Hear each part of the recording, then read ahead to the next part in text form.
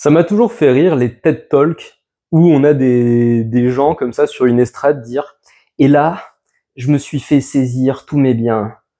Mon conjoint a divorcé, mes gosses ont eu des leucémies, ma boîte a fait faillite et aujourd'hui je me rends compte que c'était la meilleure période de ma vie. J'ai tellement appris. Sans ça, je serais resté dans ma zone de confort. Mais là, ça m'a permis vraiment de comprendre quelle était ma mission de vie. Au final, je vous rassure, mes enfants vont bien. Enfin voilà, vous voyez ce genre de speech comme ça, inspirationnel qu'on a sur TED Talk. En gros, l'idée de dire les gens, j'ai adoré souffrir, j'ai adoré perdre, j'ai adoré être plus bas que terre, parce que ça m'a permis de faire un comeback. C'est d'ailleurs un narratif qui marche très bien hein, aux États-Unis. Aux États-Unis, on pardonne, j'ai l'impression, absolument tout aux gens, quoi. Ils arrivent sur des talk shows, ils sont là. Oui, d'accord, j'ai tué des gens, j'ai vendu de la cam. À une époque, j'étais à 2 bouteilles de whisky par heure. Mais bon, que voulez-vous? Mon beau-père a abusé de moi. Et puis, imaginez, vous êtes à ma place, vous gagnez d'un coup beaucoup d'argent, vous perdez le sens des réalités. En tout cas, aujourd'hui, j'ai compris et acheté mon nouveau livre où je vous explique que ma mission de vie, c'est finalement d'être pour l'honnêteté, le bien-être et tout, blablabla. Bref, c'est quelque chose qui marche bien chez les Américains, qui dans notre culture est censé... En tout cas, quand on est un Européen conséquent, généralement, quand on a merdé big time, on est censé faire preuve de discrétion. Mais la culture s'étant mondialisée, on perd un peu de nos unicités culturelles et la discrétion, après avoir fait des grosses bêtises aujourd'hui, est plus vraiment de mise, ou en tout cas, elle est de mise le temps que les médias vous oublient, mais le comeback est toujours possible. Bon, je fais des métaphores sur ces trucs-là de TED Talk qui me font doucement rigoler, mais le précepte qu'on aborde aujourd'hui, c'est ne recherchez pas le goût de la bonne nourriture. Qui aime l'échec? Qui aime la difficulté? Qui aime la critique, le rejet? Que sais-je? Bref, toutes ces choses auxquelles on associe généralement une valence assez négative.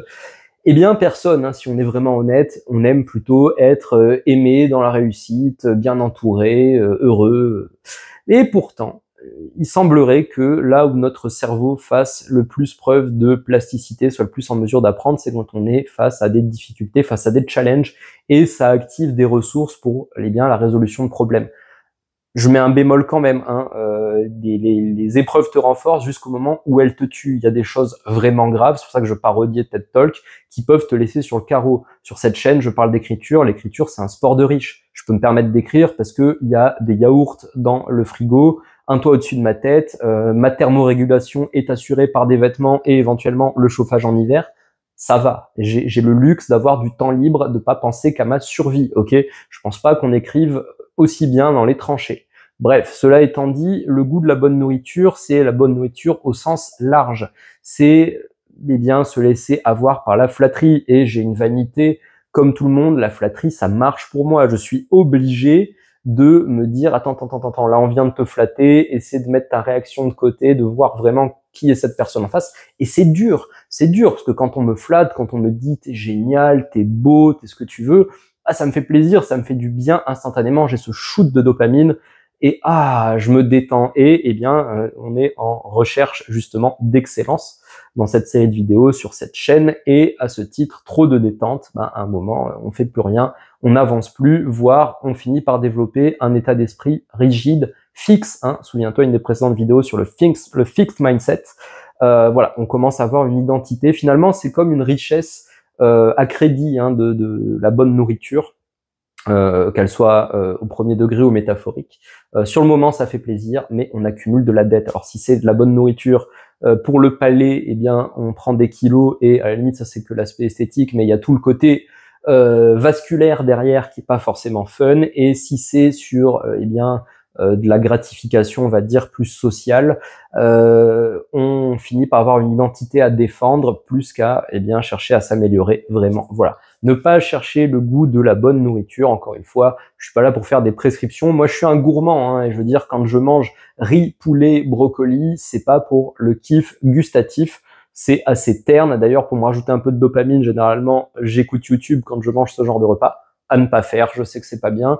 Et puis, quand je m'envoie, je sais pas moi, un bac de glace ou des choses comme ça, c'est pour d'autres besoins. Voilà, j'aime la bonne nourriture, ça fait du bien, j'aime la flatterie, ça marche sur moi, je suis un humain, mais en tout cas, voilà, toujours se poser la question de là, qu'est-ce que je nourris? Est-ce que là, je nourris ma quête avec un grand Q? Et à ce titre-là, je vais faire gaffe à ce que je mange, à faire gaffe à quelles influences je prends. Est-ce que je vais justement aller avoir le courage d'écouter la critique constructive, hein, pas les blabla des haters, mais des fois il y a des critiques à écouter.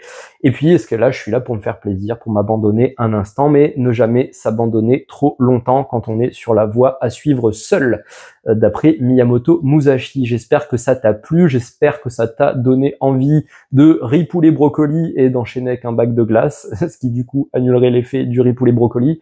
J'espère que tu vas liker, commenter, partager cette vidéo extraordinaire, franchement une des meilleures que j'ai vues cette année sur YouTube. Je te remercie d'avance, je te dis à bientôt pour le prochain épisode du Dokodo et d'ici là, prends soin de toi.